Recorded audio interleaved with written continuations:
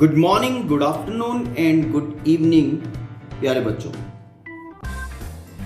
As we are going through vectors, so in the same series, today we will be studying about resolution of a vector. Now you must be thinking, ये resolution of a vector है क्या? है ना? This is very simple. देखो, एक simple से example से start करो. See, let A vector plus B vector plus C vector plus D vector plus E vector. Okay? These all when added have resultant. Okay? Now, यहां से अगर आपको ये इक्वेशन लिख के दे दिया जाए, आप क्या क्या कह सकते हो? चलो, वेरी सिंपल थे. आप ये कहोगे सबसे पहले, जितना अभी तक आपने पढ़ा है उसके बेसिस पे, कि ए बी सी डी ई का रिजल्टेंट है P. P is resultant of A B C D and E. Yes, A B C D E जब इकट्ठे एक बॉडी के ऊपर एक्ट करेंगे तो their resulting effect all together will be P, a single vector. यही कहोगे ना? आप देखो, इसको उल्टा, P को मतलब कहने का क्या है, A, B, C, D and E सारे मिलके P बना रहे हैं. मतलब P का कुछ पार्ट A है, कुछ पार्ट B है, कुछ पार्ट C है, कुछ पार्ट D है, कुछ पार्ट E है इन particular direction. From this given situation आप लोग ये सब कह सकते हैं. जस्ट पॉज करके गो थ्रू करो.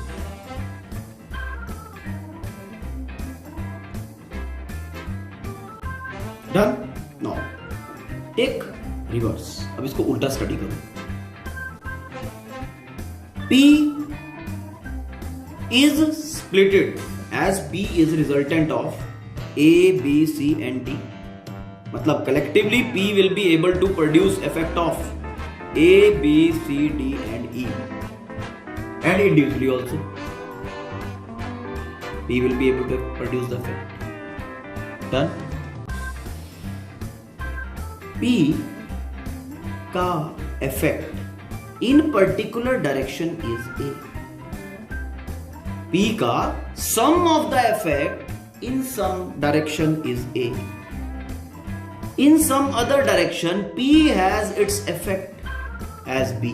In some other direction, P has its effect as C, and in some other it is D, and in some other direction it is E. Mean P के हमने 5 effects divide कर दिए in some particular directions, and those effects are A, B, C, D and E in their respective direction. ठीक. And these effects, इन पांचों के 5 effect को आप add कर दो, तब ये P वेक्टर दोबारा से बना पा रहे हैं या नहीं? ठीक. तो किसी भी वेक्टर को स्प्लिट करने का जो प्रोसेस है, हमने इस P वेक्टर को स्प्लिट कर दिया ना इसके इतने सारे इफेक्ट्स में, पर्टिकुलर डायरेक्शन में है ये सारे इफेक्ट्स. इसके डायरेक्शन में A इफेक्ट नहीं हो सकता, इसके डायरेक्शन में B नहीं हो सकता एंड सो ऑन. हाँ, इसकी डायरेक्शन में यही इफेक्ट होगा, इसकी में भी यही होगा, इसकी में भी. In their particular directions the effects will be particular. Okay. तो P को हमने स्प्लिट किया इतने सारे इफेक्ट्स में. ओके. ठीक. A is effect of P in particular direction, B is effect of P in particular direction, C is, D is, E. Okay, these all are effects of P in particular direction. P के हमने 5 effects split कर दिए. इन 5 के 5 effects को जब दोबारा से add करोगे तो क्या मिलना चाहिए? P. Okay, clear?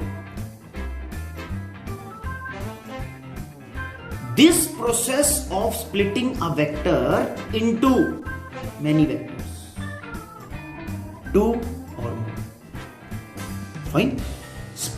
This process of splitting a vector into many vectors in particular directions, okay, such that all those vectors, okay, they together are able to produce the same effect as this single vector. Okay. The process of splitting up is called as resolution of vectors.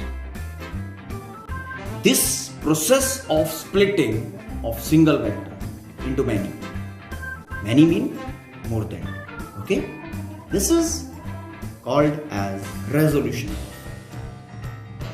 ठीक है, resolution का पता चल गया।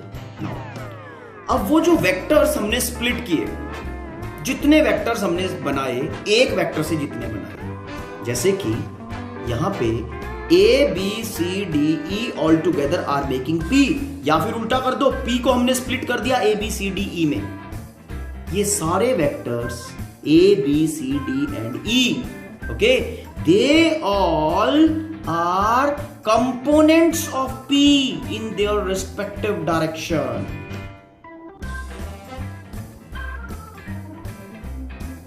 आराम से इसको यहां पे पॉज कर लो और ये डेफिनेशन पढ़ो। Read this step. Fine, see A vector, B vector, C vector, D vector, E vector. बना रहे थे पी वेक्टर, उल्टा चले, पी को स्प्लिट कर दिया ए बी सी डी ई में, तो हम यहां पे क्या कह सकते हैं? A, B, C, D and E are the components of P vector in their respective directions.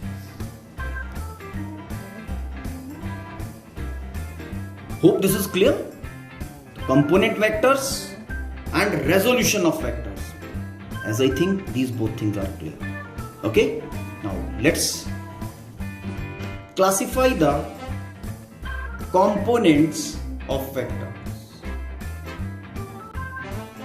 Components, they are classified in two classes. One are generalized components, another one are rectangular components. Okay. Now, first understand rectangular components. Rectangular components are those components which are mutually perpendicular. One component, another component, and angle between is a right angle. ठीक, another third component here along, if this is x axis, this is y axis, another one along z axis. So all three mutually perpendicular.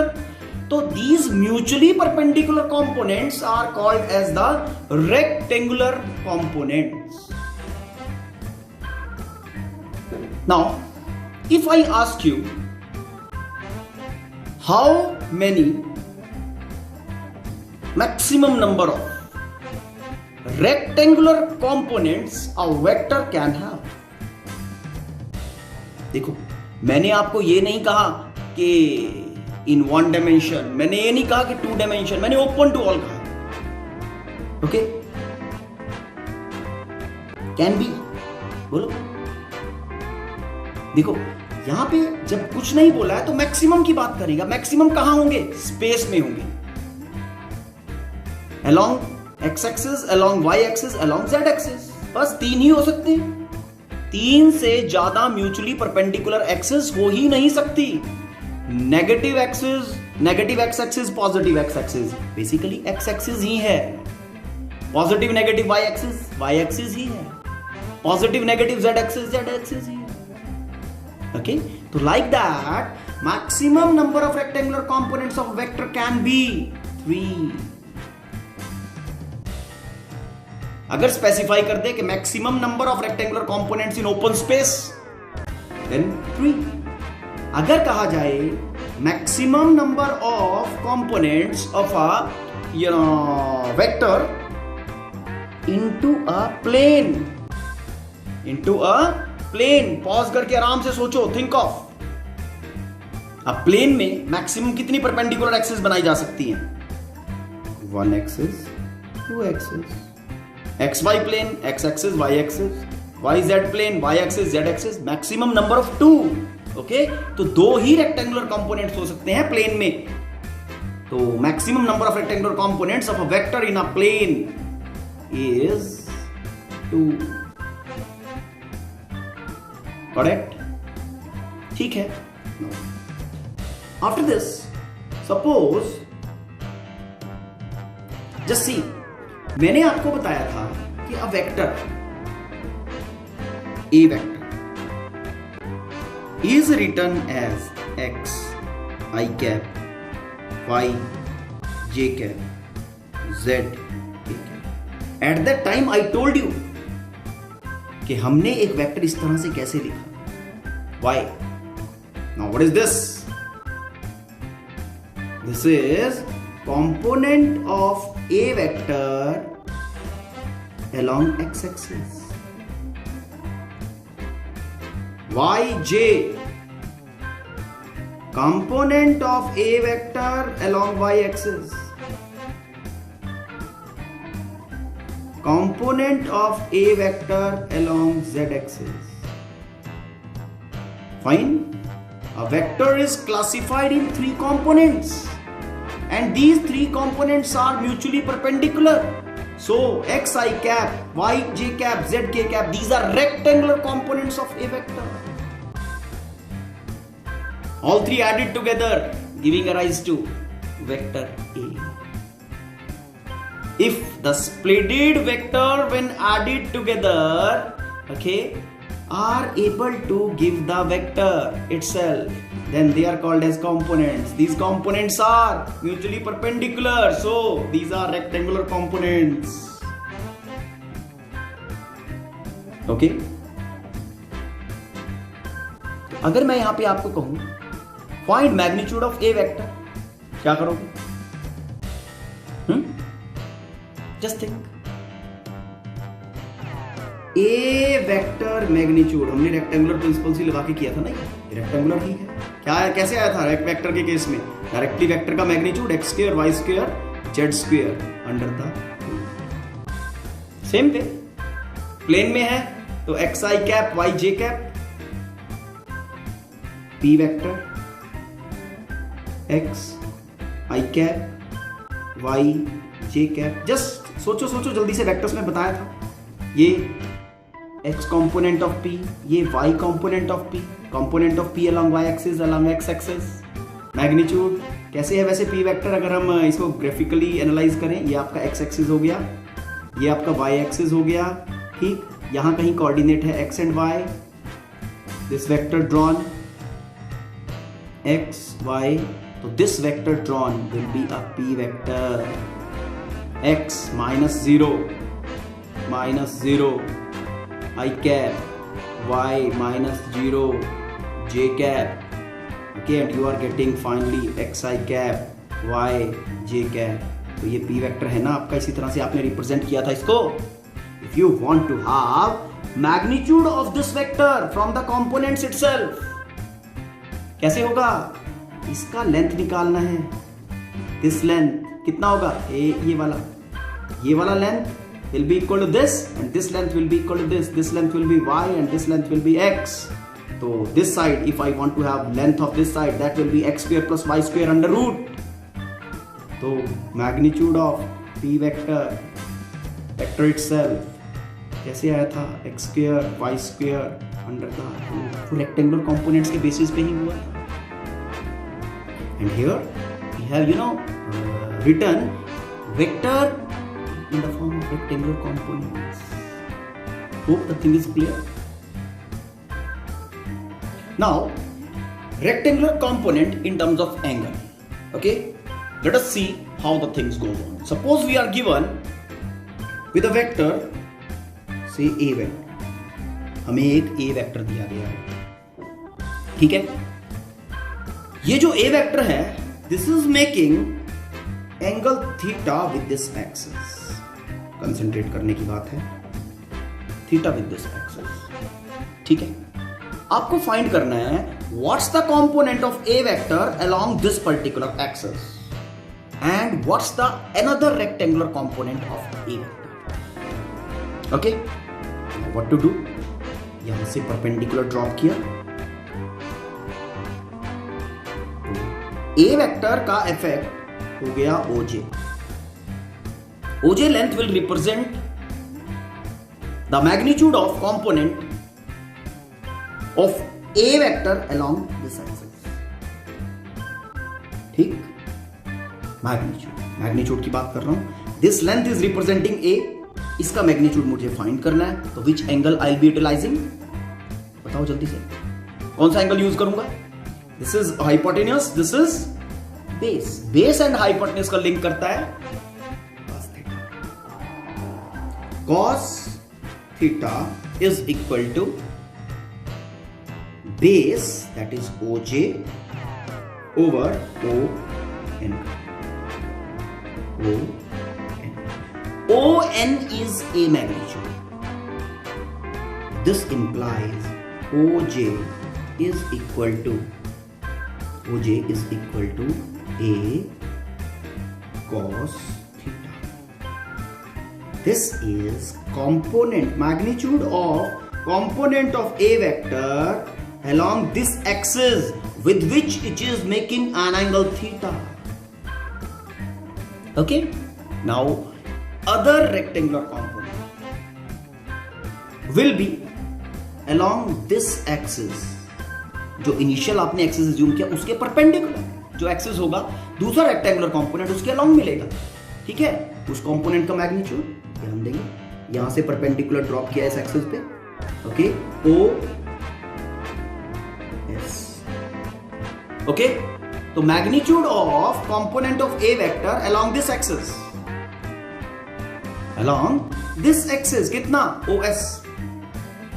तो O S का value find करें, O S is equal to N J या J N, as O S is equal to N J. तो मैं N जे calculate करूं तो O S length आ जाएगा। Fine, कितना बनेगा? O S N J, that will be, देखो ध्यान से, जो देखने की बात है, एन जे फाइंड करना है इस एंगल के हिसाब से। दिस इज परपेंडिकुलर, परपेंडिकुलर आपको फाइंड करना है, हाइपोटेन्यूस आपको पता है, कर दें। तो परपेंडिकुलर और हाइपोटेन्यूस को कौन लिंक करता है? Sine theta.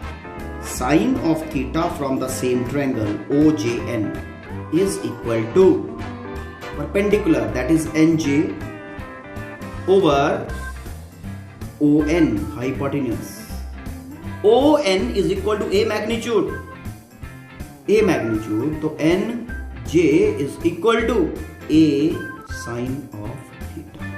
तो आपके पास दोनों कंपोनेंट्स आ गए, one is A cos theta and another component is along another axis is A sin theta। अब ध्यान देने वाली बात है, ठीक है, बेसिक लेवल पे हम क्या कहेंगे, जिस एक्सिस के साथ वेक्टर एंगल बना रहा है theta, the axis with which the vector is making an angle theta, that component along that axis will be cos component, okay, और जो दूसरा परपेंडिकुलर कंपोनेंट होगा that will be the sign component. ठीक है, मैं क्या कहने की कोशिश कर रहा हूं उसको उल्टे तरीके से देखते हैं। Let this is P vector given, इस एक्सिस के साथ एंगल बना रहा है अल्फा, इस एक्सिस के साथ एंगल बना रहा है अल्फा, इसके रेक्टेंगुलर कंपोनेंट लिखने के लिए कहा जाता है। देन कंपोनेंट का जो मैग्नीट्यूड होगा वो इतना होगा along this axis, this will be O S N.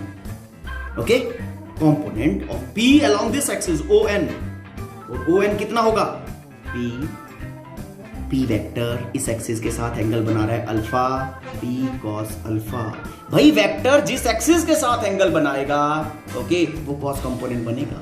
Now along this axis perpendicular यहां से ड्रॉप कर दो, मैग्नीट्यूड मिल रहा है directly, okay is the magnitude and that is P sin of alpha. Hope this is clear. ठीक है, अब देखो, सपोज आप यहां पे कह देते हो कि this is your x-axis, suppose, okay, and you say this as y-axis. ठीक है, अब x-axis के along का डायरेक्शन आपको पता है क्या होता है? जल्दी बताओ. यूनिट वेक्टर डिफाइन करेगा कौन सा? i कैप, और ये डायरेक्शन क्या हो गया? j cap. तो अगर मैं कहूं p वेक्टर लिखो कंपोनेंट्स की फॉर्म में, तो देन कैसे लिखोगे? p vector will be equal to along this axis, x axis, direction हो गई i कैप, और OK is p sin alpha, p sin of alpha into direction is component. कौन सा कंपोनेंट?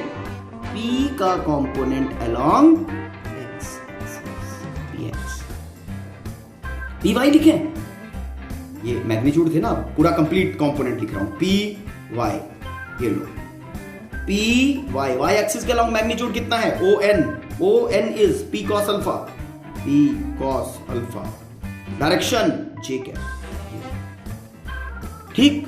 अब अगर कंप्लीटली वेक्टर लिखने के लिए कहा जाता है, P vector is equal to PX component and PY component. P vector is equal to P sine of alpha i cap plus p cos of alpha j cap. Okay. और अगर आप इस ऊपर वाले सिनेरियो में लिखना चाहो, सपोज आपको कहा जाता है this is x axis and this is y axis. y axis. Now x axis के अलोंग जो डायरेक्शन है उसको कौन सा वेक्टर रिप्रेजेंट करेगा? यूनिट वेक्टर i कैप, और y एक्सिस को unit vector j cap. Now OJ का वैल्यू कितना है? Component of A along x-axis magnitude is A cos theta. This is A cos theta, and this magnitude along y-axis is A sin theta. Okay? तो component completely क्या बनेंगे? देखो, A का component along x-axis will be magnitude is A cos theta, direction is I cap, magnitude into direction complete vector बनाएगा A cos theta into I cap. Component of A vector along y-axis, A sin theta is the magnitude and direction is J cap, and completely you will be able to write A vector as A cos theta I cap plus A sin of theta J cap. Hope the things are clear. समझ में आया ना? अब अगर तुम्हें magnitude कहा जाता है, magnitude same way you will be able to find. चलो, मैग्नीट्यूड ऑफ P इस सिचुएशन में लिखते हैं. लिख ले. तो P vector magnitude is equal to क्या बनेगा? x square plus y square under root. x कितना है? P sine alpha, P sine of alpha square, y square P cos of alpha whole square. यही बताया था ना. ये कितना बन रहा है फाइनली? देखो, ये sine square alpha cos square alpha will be equal to 1, p square का under root will be equal to p. तो मैग्नीट्यूड ऑफ p आ गया तुम्हारे पास. तो स्क्वायर करो, ऐड करो रेक्टेंगुलर कंपोनेंट्स को, उसको अंडर रूट करके डायरेक्टली मैग्नीट्यूड मिलेगा. ठीक है. अगर आप कंपोनेंट्स दोनों गिवन है और ये एंगल फाइंड करना चाहते हो, ये एंगल अगर आप फाइंड करना चाहते हो तो देखो डायरेक्टली वैसे तो पता चल रहा है. This angle will be equal to perpendicular over base. इस एंगल के हिसाब से ये परपेंडिकुलर है, ये बेस है. Perpendicular this side is this. और ये इस सिचुएशन में कितना है? This okay is p sin alpha, p sin alpha, and this is p cos alpha. तो perpendicular over base, tan alpha will be equal to tan of alpha will be equal to perpendicular alpha के हिसाब से. Perpendicular is p sine of alpha over p cos of alpha. Direction पता चल रही है? इस तरह से दोनों कंपोनेंट्स का डिवीजन करो, directly you will be getting information about direction. समझ में आ गया? Hope the things are clear. Okay. तो this is all about your rectangular components. Now generalized components. Just see the situation. A vector added with P, यही situation थी ना. added with C, added with D, added with E. Resulting vector दे रहे थे B vector. यही situation assume किया था शुरू में, यस यही था ना। This was A vector plus B vector plus C vector plus D vector plus E vector is equal to E vector in opposite order, polygon लॉगन। तो क्या कहोगे, A B C D E are the components of B vector. अब यहां से generalize components देखो, generalize components are those components which don't have any specific relationship amongst them। जैसे rectangular में हमने क्या बताया था, components are perpendicular to each other, mutually perpendicular. लेकिन जनरलाइज कंपोनेंट्स के ऊपर कोई रिस्ट्रिक्शन नहीं है, उनमें कोई रिलेशन नहीं होता है, कोई कुछ भी हो सकता है। जैसे यहां पे इसमें ए बी सी डी ई में क्या रिलेशन है, there is no relationship at all. A अपनी डायरेक्शन में, बी अपनी डायरेक्शन में, सी अपनी डायरेक्शन में, डी अपनी डायरेक्शन में, ई अपनी डायरेक्शन में। ओके, समझ में आया? It's okay. अब देखो, अब मैं यहां पे आपको क्वेश्चन दूं, ठीक, कि how many maximum number of generalise components a vector can have. भाई ऐसा है, मैंने क्या किया, यहां से एक P1 vector plus P2 vector plus plus plus plus plus plus P1000, कोई भी 1000 वेक्टर्स मैंने ऐड कर दिए, गिविंग इन 1000 का रिजल्टेंट P है। तो P के कितने कंपोनेंट हो गए, 1000 इन देयर पर्टिकुलर डायरेक्शन, है ना।